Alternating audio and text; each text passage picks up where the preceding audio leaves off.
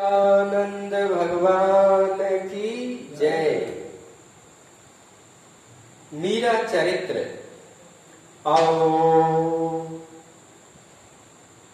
आहों भरी आंसुओं की करहा। विवाह की तैयारी में मीरा को पीठी हल्दी चढ़ी। उसके साथ ही दासियां गिरधर लाल को भी पीठी करने और गीत गाने लगी। लेड़ते में हर्ष उत्साह समाता न था। मीरा तो जैसी थी वैसी ही रही। किसी भी टोट के तमने नेग चोग में उसे श्याम कुंज से खींचकर लाना पड़ता था। जो करा लो सो कर लेती, ना कराओ तो गिरधर लाल के बागे मुकुट आभूषण सवारती श्याम कुंज में अपने नित्य के कार्यक्रम में लगी रहती। खाना पीना पहनना उसे कुछ ना सुहाता। श्याम कुंज अथवा अपने कक्ष का द्वार बंद करके वह पड़ी पड़ी रोती रहती।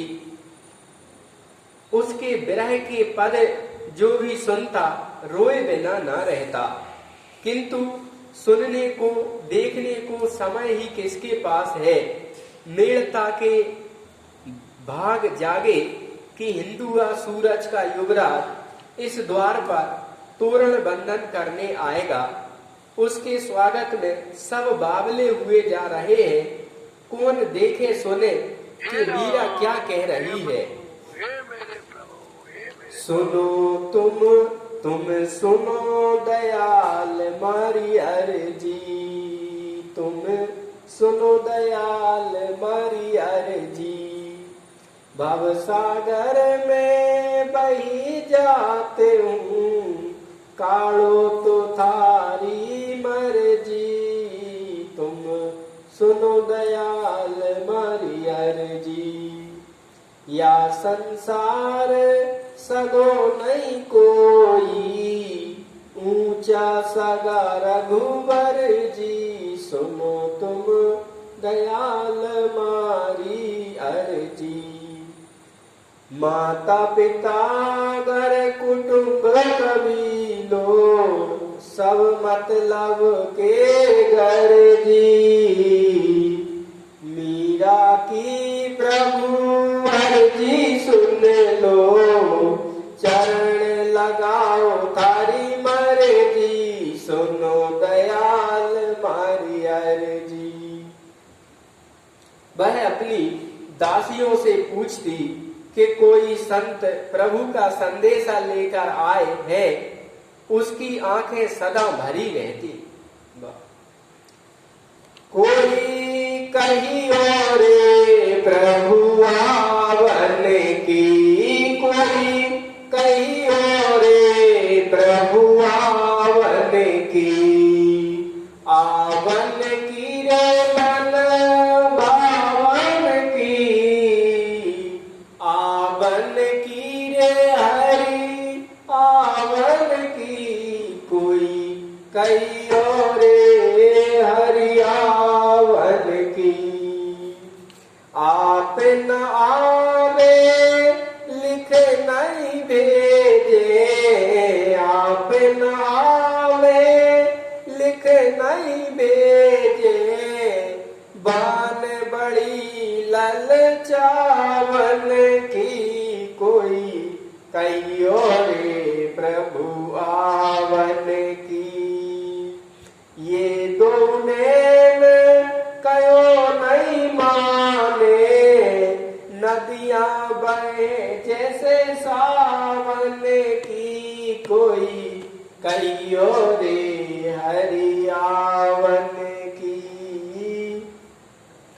कहाँ कछु करूं बस नहीं मेरे। कहाँ करूं कछु बस नहीं मोरे। पाख उड़ी नहीं जावन की। कोई कहीं और हरि आवन की। मीरा कहे प्रभु कमरे मिला।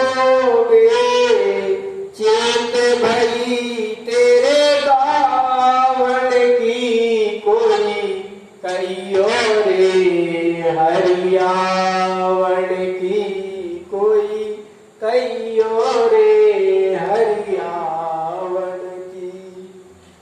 वह आत्महत्या की बात सोचती। ले कतारी कंठ चीरूं कर जाऊं मैं अपघात, आवण आवण हो रहा रे नहीं आवण की बात। किंतु आशा मरने नहीं देती, जिया भी तो नहीं जाता, घड़ी भर चैन भी नहीं थी। मीरा बहुत व्याकुल है, उसका दर्द कोई नहीं समझ रहा है। सब मेड़ते के भोजराज के स्वागत विवाह की तैयारी में है और मीरा के आंसू बन रहे। वो देख रही कोई संत आ जा।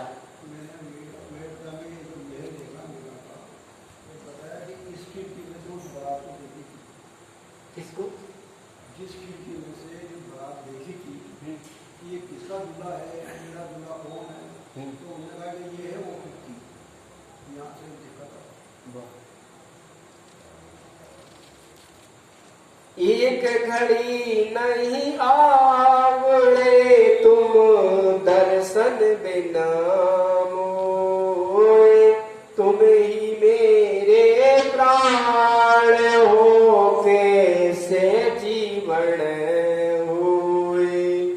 दान न भावे नीत नावे, बिरह सतावे मोए। आयल सी झूमत फिरूं, मेरो दर्द न जाने कोई। दिवस तो पथ उड़क तारे, रेण जमाई रोए। प्राण कमाया सूर तारे, रेण मगाया रोए।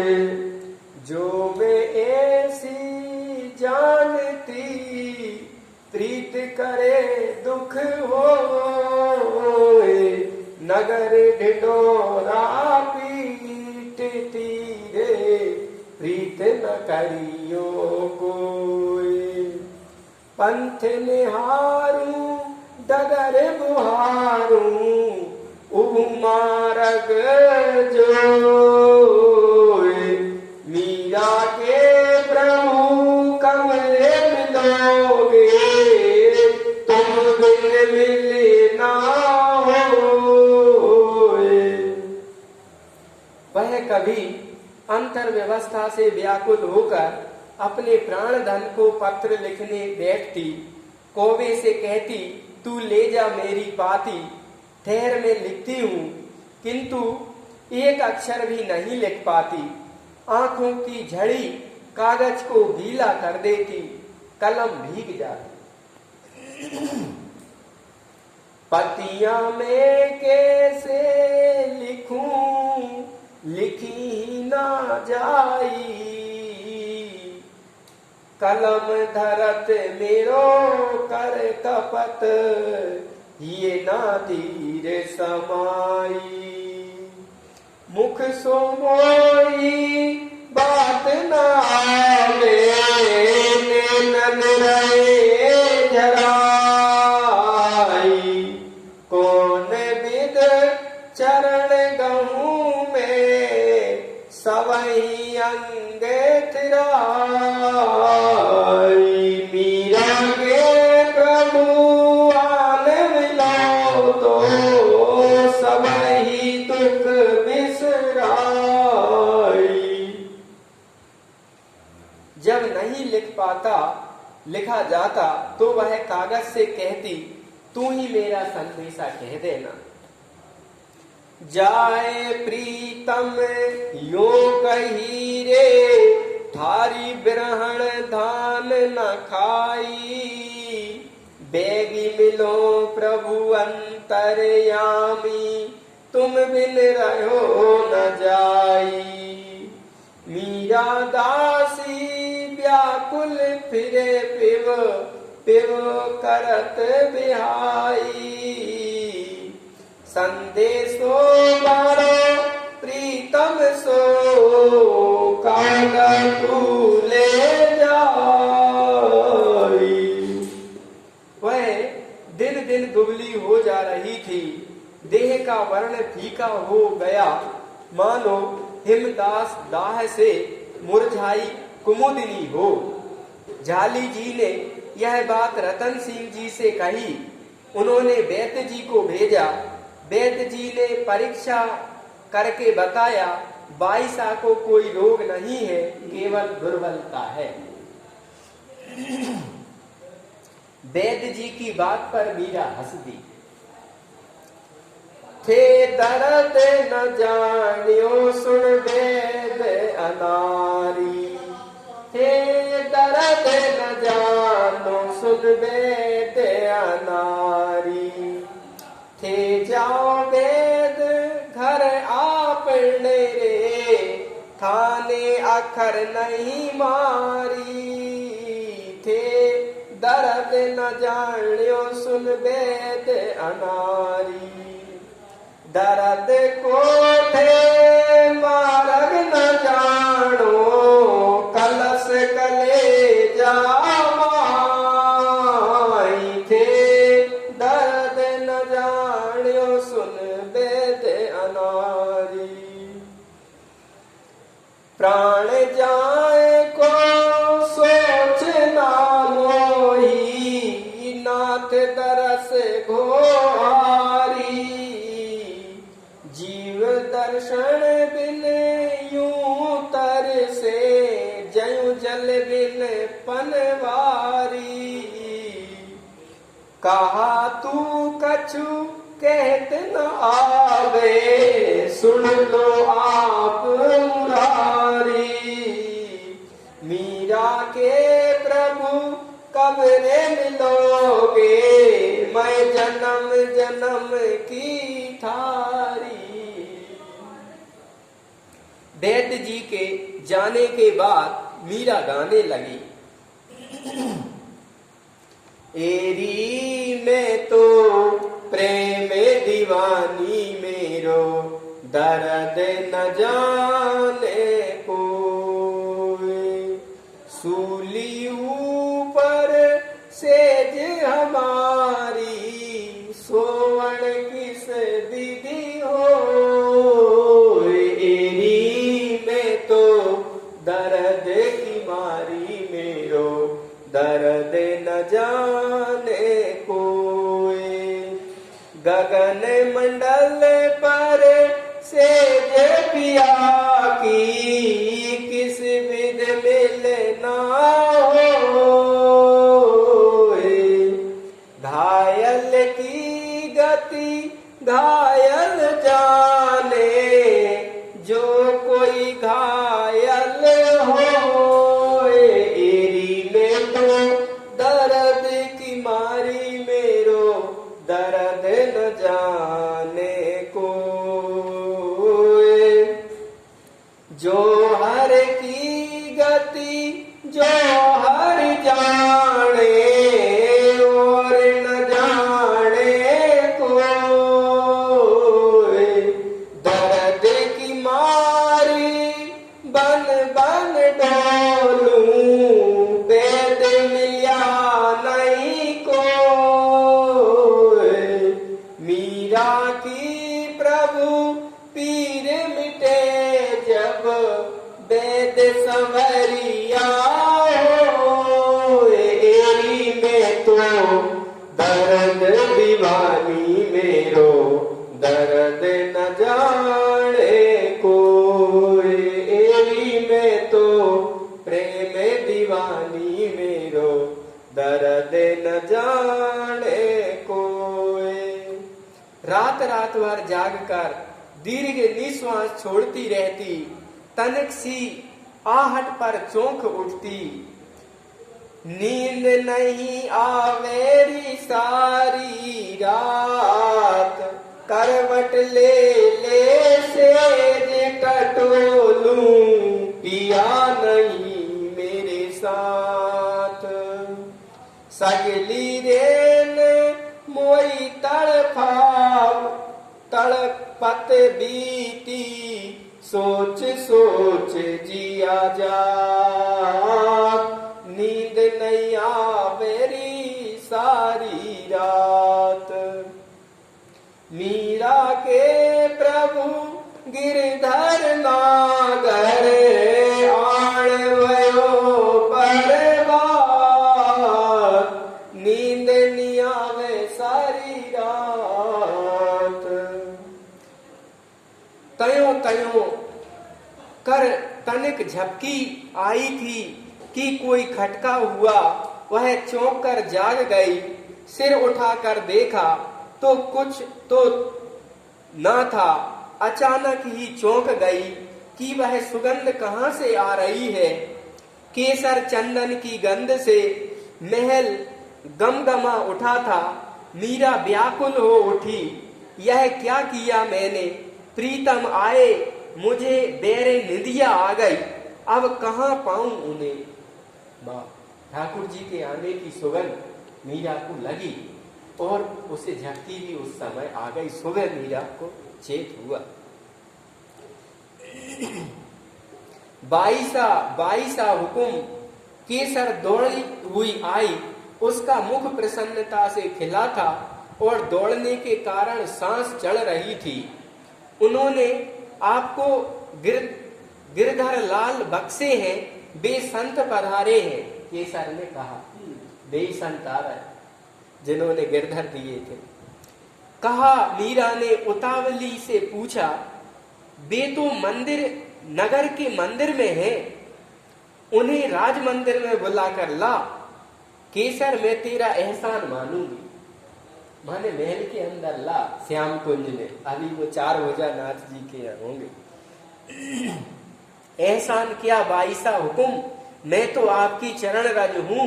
मैं घर से आ रही थी तो उन्होंने मुझे सब बात कहकर यह प्रसाद तुलसी दी है और कहा कि मुझे एक बार प्रभु के दर्शन करा दो।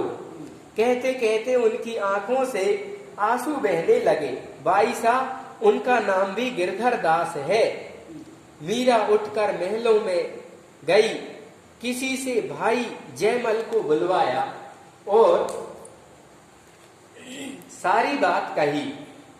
उन संत को आप श्याम कुंज में ले पधारिए भाई। जीजा, किसी को ज्ञात हुआ तो खबर हो जाएगा। आजकल जो भी संत पधारते हैं सभी को पुरोहित जी नगर के बीच वाले मंदिर में ठहराते हैं, वहीं उनका सत्कार करके विदा कर देते हैं। सब कहते हैं कि इन बाबाओं ने ही मीरा जैसी सुंदर सुशील कन्या का सत्यानाश किया है। भगवान, वेड़ता में संतों बदनाम कर दे। महू आप रे पगा पड़ू भाई। मीरा रो पड़ी कि मैं तेरे पांव पड़ू भाई। भगवान आप रो भलो करेला, आगे वह बोल नहीं पाए। कैसा संतों के प्रति भक्त आत्माओं का लगाव संतों में होता ही होता है। आप पधारो जीजा, मैं लेकर आता हूँ, किंतु किसी को ज्ञात ना हो। कहते हैं कि विवाह के अवसर पर साधु दर्शन अशुभ होता। साधु विवाह में ना जाना भी नहीं चाहिए। हमने किसी संत से सुना था कि साधु विवाह में जाएगा तो पतन भ्रष्ट होगा और गृहस्थ आदमी अंत्येष्टि में जाएगा तो उसमें वैराग्य का जन्म होगा। ये कहा था किसी संत ने।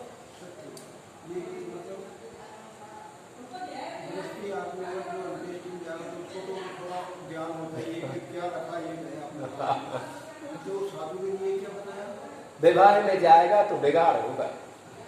वासना, लोभ, लालच, सब खान पान, तपस होती है, रजस होती है शादी विवाह में, सात्विकता थोड़ी होती। वहां साधु जाता है तो किस लिए जा रहा है? साधु इसलिए बना ये सब काम करना थे तो घर बुरा हुआ तो घर में ही तो ब्याह शादियों में जाना था, नहीं जाना चाहिए। हमारे महाराज जी कहते थे शादी में महाराज जी भी नहीं जाते थे, हम भी कभी शादी में गए नहीं। साधु बनने के बाद बहुत लोग आए, गाड़ी भेजवे, लेवा लावे, कभी गए नहीं। कुछ लोगों ने बुरा माना, जो बहुत अच्छे साधु से भी थे, बोले हमारे गाँव में तो आओ। कहा नहीं भैया, कभी कहीं किसी में गए नहीं तो तुम्हारे में क्यों वहां शादी में जाना है। संतों का मत है।